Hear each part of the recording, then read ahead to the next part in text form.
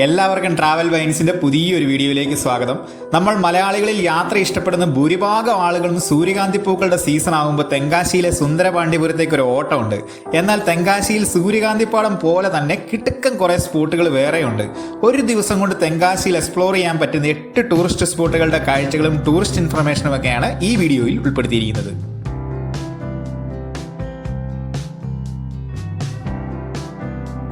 തെങ്കാശിയിലെ സുന്ദരപാണ്ഡിപുരത്ത് നിന്ന് ഒരു 5 കിലോമീറ്റർ യാത്ര ചെയ്ത് സാമ്പവാർ വടകരയിലെത്തിയാൽ സൂര്യകാന്തി പൂക്കളുടെ ഗംഭീര കാഴ്ച നമുക്ക് ആസ്വദിക്കാൻ കഴിയും. അവിടെയുള്ളവർക്ക് ഇത് മറ്റനേകം കൃഷിപ്പാടങ്ങൾ പോലെ ഒന്ന് മാത്രമാണ്. എന്നാൽ നമ്മൾ മലയാളികൾക്ക് ഇതൊരു പൊളി കാഴ്ചയാണ്. ഇത്തവണ സുന്ദരപാണ്ഡിപുരത്ത് പതിവ് പോലെയുള്ള നിരവധി സ്ഥലങ്ങളിലെ സൂര്യകാന്തിപ്പടം ഒന്നും കാണാൻ കഴിയില്ല. കാരണം കഴിഞ്ഞ തവണ ഫംഗസ് ബാധയെ തുടർന്ന് സൂര്യകാന്തി കർഷകർക്ക് വലിയ ലാഭമൊന്നും ഉണ്ടാക്കാൻ കഴിഞ്ഞില്ല എന്നാണ് അറിയാൻ കഴിഞ്ഞത്. ആ സ്ഥലങ്ങളിലൊക്കെ തന്നെ ചോളവും കൊച്ചുള്ളിയും പച്ചമുളകും തക്കാളിയും ഒക്കെയാണ് ഇപ്പോൾ കൃഷി ചെയ്യുന്നത്. പക്ഷേ ഇവിടെ സാമ്പാർ വടകരയിൽ ഏകദേശം ഒരു 20 ഏക്കറോളം സൂര്യകാന്തിപ്പാടമുണ്ട്. ഇവിടെ വന്ന് ഇതിന്റെ ഭംഗി ആസ്വദിക്കാനും ഫോട്ടോ എടുക്കാനും ഒക്കെ സാധിക്കും. പിന്നെ ശ്രദ്ധിക്കേണ്ട ഒരു ചെറിയ കാര്യം, മലരക്കിളിൽ പോയി ആമ്പൽപ്പൂ പറിക്കുന്ന പോലെ ദയവ് ചെയ്ത് ഇവിടെ വന്ന് ഈ പൂക്കൾ പറിക്കരുത്. കാരണം ഇത് ഇവരുടെ ഉപജീവന മാർഗമാണ്. ഈ സൂര്യകാന്തിപ്പാടത്തിന് തൊട്ടടുത്തായിട്ട് തന്നെ തക്കാളി കൃഷിയൊക്കെ ഉണ്ട്. ഈ പഴുത്തതും പച്ചയുമായ തക്കാളിയും പയറ് കൃഷിയും ഒക്കെ ഇത്ര നിറയെ ഏക്കറിൽ ഒരുമിച്ച് കാണുന്ന എന്നെപ്പോലെ ഒരു ശരാശരി മലയാളികൾക്ക് പൊളിക്കാഴ്ചയാണ്. പിന്നെ ഇവിടുത്തെ പ്രധാനപ്പെട്ട മറ്റൊരു കൃഷി ചോളകൃഷിയാണ്. മക്കച്ചോളം, നാട്ടച്ചോളം തുടങ്ങിയ ഇനത്തിൽപ്പെട്ട ചോളങ്ങളാണ് പ്രധാനമായിട്ടും കാണാൻ കഴിയുന്നത്. ഇതേപോലുള്ള സവോള കൃഷി ചെയ്യുന്ന പാടങ്ങൾ ഇവിടെ കാണാൻ കഴിയും. കർഷകരെല്ലാവരും ചേർന്ന് ഈ സവോള ഒരുക്കുന്നതും വിളവെടുക്കുന്നതും ഒക്കെ ഇവിടെ നല്ല രീതിയിൽ ആസ്വദിക്കാൻ പറ്റും. ഈ പച്ചക്കറി ഐറ്റം എല്ലാം നമുക്ക് ഇവിടുന്ന് നേരിട്ട് വാങ്ങാൻ കഴിയും. ഇവിടുത്തെ വില കേട്ടപ്പോഴാണ് ഇടനിലക്കാർ എത്ര ലാഭമാണ് ഈ പച്ചക്കറി ബിസിനസ്സിൽ നമ്മുടെ നാട്ടിൽ ഉണ്ടാക്കുന്നതെന്ന് എനിക്ക് മനസ്സിലായത്. സാമ്പവാർ വടകരയിലെ സൂര്യകാന്തി കാഴ്ചകളും കൃഷിപ്പാടവും ഒക്കെ ആസ്വദിച്ച ശേഷം ഞാൻ നേരെ പോയത് ഇവിടെ നിന്ന് ഒരു 5 കിലോമീറ്റർ അകലെയുള്ള സുന്ദരപാണ്ഡിപുരം അഗ്രഹാരത്തിലേക്കാണ്. നമ്മുടെ അന്യ സിനിമയിലെ വിക്രം ചെയ്ത അമ്പി എന്ന കഥാപാത്രം പൂണ്ട് വിളയാടിയ ഈ അഗ്രഹാരം നേരത്തെ എൻ്റെ ബക്കറ്റ് ലിസ്റ്റിലുള്ള പ്ലേസ് ആയിരുന്നു. നിരവധി തമിഴ് മലയാള സിനിമകളുടെ ജനപ്രിയ പശ്ചാത്തലമായി ഈ അഗ്രഹാരത്തിൽ 180-ലധികം കുടുംബങ്ങളുണ്ട്. ഇവിടുത്തെ വളരെ ശാന്തമായ അന്തരീക്ഷം ഒരിക്കലെങ്കിലും എക്സ്പ്ലോർ ചെയ്യേണ്ടത് തന്നെയാണ്. കൊത്തിയെടുത്ത തൂണുകളും പരമ്പരാഗത ശൈലിയിലുള്ള മേൽക്കൂര പാറ്റേണുകളും പഴയ രീതിയിലുള്ള വാതിലുകളും ഒക്കെ ഈ അഗ്രഹാരത്തിന് ഒരു ക്ലാസിക് ലുക്ക് നൽകുന്നുണ്ട്. അതുകൊണ്ട് തന്നെ ഈ അഗ്രഹാരം തെങ്കാശി യാത്രയിൽ ഒരിക്കലും മിസ് ചെയ്യരുത്. തെങ്കാശിയിലെ എൻ്റെ അടുത്ത ലൊക്കേഷൻ വിക്രം സിനിമയിലെ അണ്ടങ്കാക്ക കൊണ്ടക്കാരി എന്ന ഗാനം ചിത്രീകരിച്ച അന്യൻപാറയായിരുന്നു. അന്നത്തെ ഗാനരംഗത്തിൽ പാറയിൽ റെഡിയാക്കി വെച്ചിരിക്കുന്ന നമ്മുടെ സൂപ്പർ സ്റ്റാറുകളായ MGRനെയും കമലിനെയും രജനിയെയും ശിവാജി ഗണേശനെയും ഒക്കെ നിറം മങ്ങിയെങ്കിലും ഇപ്പോഴും പാറയിൽ നല്ല സൂപ്പറായിട്ട് കാണാൻ കഴിയും. ഈ പാറയുടെ മുകളിൽ നിന്നുള്ള വ്യൂ ഒരു രക്ഷയില്ല. ചുറ്റുമുള്ള നെൽപ്പാടങ്ങളും തെങ്ങിൻ തോപ്പുകളും പച്ചപ്പും എല്ലാം ചേരുമ്പോൾ കിട്ടുന്ന കാഴ്ച പറഞ്ഞറിയിക്കാൻ കഴിയില്ല. അത്യാവശ്യം ചുരുങ്ങിയ ചിലവിൽ ഒരു ആൽബം ഷൂട്ട് ചെയ്യാൻ ലൊക്കേഷൻ നോക്കി നടക്കുവാണെങ്കിൽ വേറെ എങ്ങും പോകണ്ട, ഇത് ഇങ്ങോട്ട് വന്നാൽ മതി. അത്രയ്ക്ക് നല്ല സീനറിയാണ് ഇവിടെ.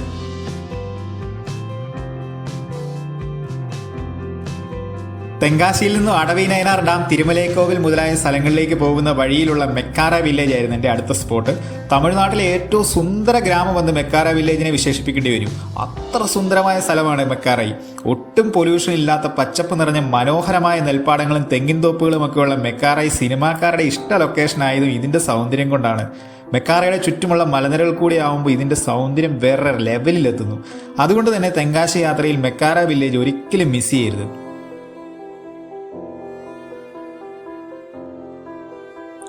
മെക്കാറ വില്ലേജിൽ നിന്ന് ഒരു 3 കിലോമീറ്റർ യാത്ര ചെയ്താൽ അടവിനയനാർ ഡാം എന്ന കിട്ടില സ്പോട്ടിലെത്താം. 47 മീറ്റർ മാത്രം ഉയരമുള്ള ഈ ഡാം നെൽകൃഷിക്കാർക്കായിട്ട് ഇടയ്ക്ക് തുറന്നു വിടാറുണ്ട്. നിങ്ങൾക്ക് ഭാഗ്യമുണ്ടെങ്കിൽ മഴക്കാലത്ത് ഈ ഡാമിൽ നിന്ന് വെള്ളം പുറത്തേക്ക് വരുന്ന മനോഹര കാഴ്ച ആസ്വദിക്കാൻ കഴിയും. ഈ ഡാമിൻ്റെ ജലസ്രോതസ് അനുബന്ധ നദിയിൽ നിന്നാണ്. ഇവിടെ പ്രത്യേകിച്ച് റെസ്ട്രിക്ഷൻസ് ഒന്നും തന്നെ ഇല്ല. അതുകൊണ്ട് തന്നെ ഡാമിൻ്റെ അടിയിൽ വെള്ളത്തിലിറങ്ങി അറമ്മാദിക്കാൻ കഴിയും. ഡാം തുറന്നു വിടുന്ന സമയങ്ങളിൽ അതുകൊണ്ട് തന്നെ ഇവിടെ നല്ല തിരക്കാണ്. ഡാമിൽ നിന്ന് ഒരു 2 കിലോമീറ്റർ മാത്രം അകലെയുള്ള തിരുമലൈക്കോവിലായിരുന്നു എൻ്റെ അടുത്ത സ്പോട്ട്. ഈ ചെറിയ കുന്നിൻ മുകളിൽ ഇരിക്കുന്ന ഈ ക്ഷേത്രത്തിന്റെ പരിസരം പുഷ്പ സിനിമയുടെ പ്രധാന ലൊക്കേഷനായിരുന്നു. തിരുമലൈ മുരുകനാണ് ഇവിടുത്തെ പ്രതിഷ്ഠ. കുന്നിൻ മുകളിലുള്ള ഈ ക്ഷേത്രത്തിലേക്ക് 625 പടികളുണ്ട്. 2 ചുറ്റുമതിലുകളുള്ള ഈ ക്ഷേത്രത്തിന് 2 പ്രവേശന കവാടങ്ങളുമുണ്ട്. 15-ാം നൂറ്റാണ്ടിന്റെ ഘടനയിലുള്ള ഈ ക്ഷേത്രത്തിലേക്ക് ഒരുപാട് മലയാളികൾ എത്താറുണ്ട്. ഈ ക്ഷേത്രത്തിന്റെ വാസ്തുവിദ്യയും ഇവിടുത്തെ ഡിവോഷണൽ വൈബും ഒക്കെ തീർച്ചയായും ആസ്വദിക്കേണ്ട ഒന്ന് തന്നെയാണ്.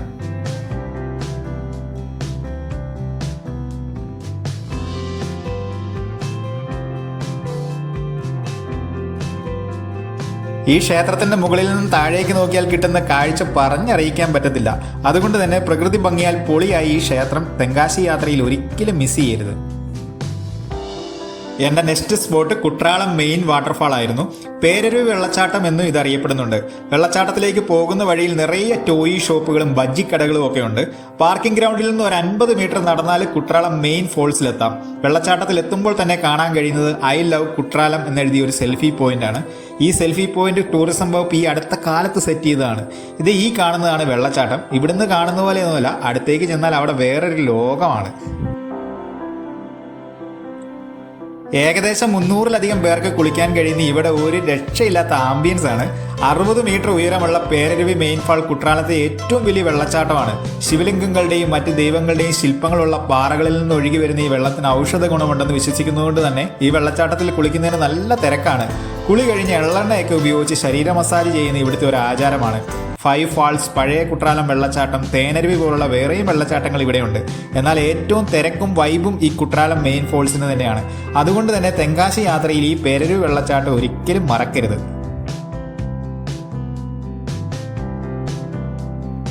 തെങ്കാശിയിലെ എൻ്റെ അവസാനത്തെ സ്പോട്ട് തെങ്കാശിയുടെ ഹൃദയം എന്നറിയപ്പെടുന്ന കാശി വിശ്വനാഥർ കോവിലായിരുന്നു.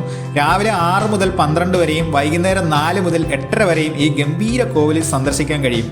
കാശി വിശ്വനാഥർ കോവിലിൻ്റെ ഗംഭീര ഘടനയും വാസ്തുവിദ്യയും ഒക്കെ ആസ്വദിക്കുന്നതിന് മുമ്പ് ഈ കാണുന്ന നീണ്ട ക്യൂവിൽ കയറി ഒരു ഹൽവ കഴിക്കാൻ തീരുമാനിച്ചു. തെങ്കാശിയിൽ എത്തുമ്പോൾ എല്ലാവരും ട്രൈ ചെയ്യുന്ന പ്രശസ്തമായ ശ്രീകൃഷ്ണവിലാസ് ഷോപ്പിലെ ഹൽവ ഇല്ലാതെ എന്തോന്ന് തെങ്കാശി യാത്ര. ചുറ്റും ഒരുപാട് ഹൽവ ഷോപ്പൊക്കെ ഉണ്ടെങ്കിലും ഇവിടുത്തെ ഹൽവ കഴിക്കാൻ എപ്പോഴും നല്ല തിരക്കാണ്. ഇതേപോലെ ചെറിയ ഇലപ്പൊതിയിലാക്കി നല്ല ചൂട് ഹൽവ കഴിക്കാൻ പറ്റും. ഒരു രക്ഷയില്ലാത്ത ടേസ്റ്റാണ് ഇവിടുത്തെ ഹൽവയ്ക്ക്. അങ്ങനെ ഹൽവയൊക്കെ തട്ടിയ ശേഷം കാശി വിശ്വനാഥർ കോവിലിലേക്ക് ഈ കിടക്കുന്ന വഴിയിലൂടെ പതിയെ ഞാൻ നടന്നു കയറി. കോവിലിൻ്റെ ഈ സൈഡിലുള്ള ചെറിയ സ്പോട്ടിൽ നമ്മുടെ ചെരുപ്പുകളൊക്കെ സൂക്ഷിച്ച ശേഷം നമുക്ക് കോവിലിലേക്ക് കയറാം. ചെരുപ്പുകൾ വേണമെങ്കിൽ പുറത്തിടാം, പക്ഷേ നമ്മൾ ഇവിടെ കൊടുക്കുന്നതാണ് സേഫ്. കാരണം തിരിച്ചു വരുമ്പോൾ നമ്മുടെ ചെരുപ്പ് ഉണ്ടാവും എന്നുള്ള കാര്യത്തിൽ ഒരു ഉറപ്പുമില്ല.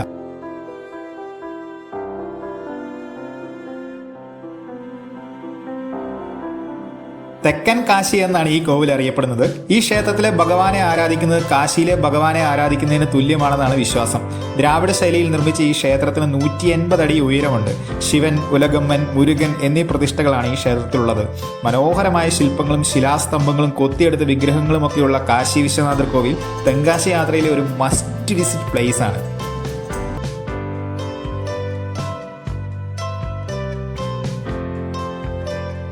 തെങ്കാശി യാത്രയിൽ ഒരു ദിവസം കൊണ്ട് കാണാൻ കഴിയുന്ന 8 ടൂറിസ്റ്റ് സ്പോട്ടുകളും എല്ലാവർക്കും ഇഷ്ടപ്പെട്ടു എന്ന് വിശ്വസിക്കുന്നു. വീഡിയോ ഇഷ്ടപ്പെട്ടാൽ എല്ലാവരും ലൈക്ക് ചെയ്യുക, സബ്സ്ക്രൈബ് ചെയ്യുക, സപ്പോർട്ട് ചെയ്യുക. പുതിയൊരു വീഡിയോയുമായിട്ട് നമുക്ക് വീണ്ടും കാണാം.